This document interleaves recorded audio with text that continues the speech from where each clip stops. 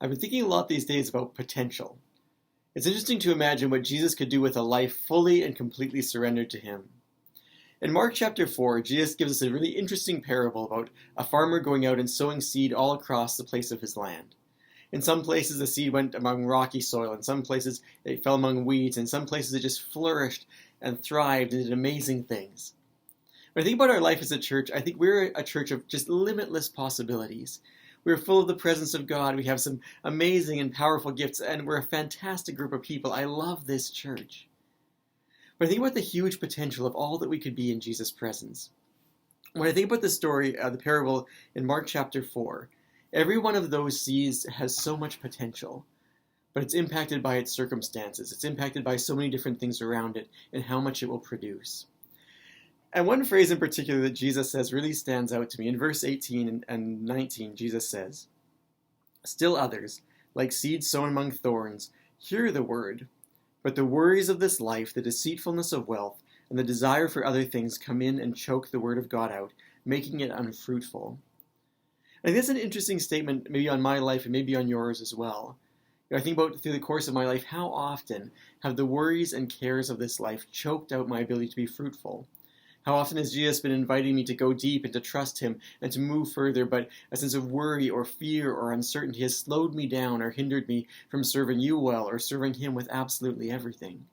How often in the course of our lives have we perhaps been pulled into the deceitfulness of wealth?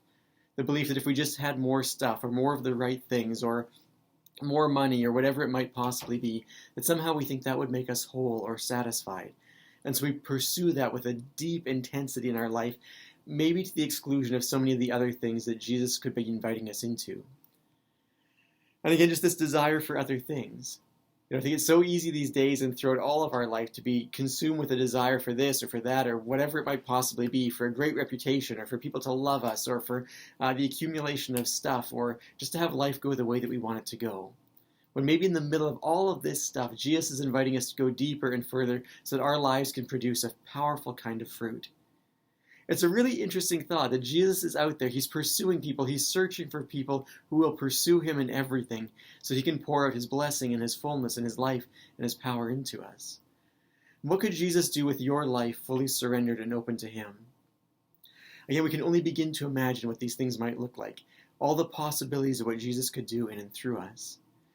Jesus says at the end of this parable, others, like seeds sown among good soil, hear the word, they accept it, and produce a crop, sometimes 30, sometimes 60, some 100 times what was sown. What might Jesus do in and through us if we could surrender ourselves fully to Him? And again, maybe today you need to address a space in your life where you are just consumed by worry or fear or anxiety or fretting, and it's choking out the possibilities of fruitfulness in your soul. Maybe today Jesus is inviting you to re-examine, to ask Him to give you a fresh view and a really good insight into what's real and what really matters, what is really valuable in life, so the deceitfulness of wealth doesn't lure you into pursuing a whole life for things that really won't accomplish a whole lot in the end.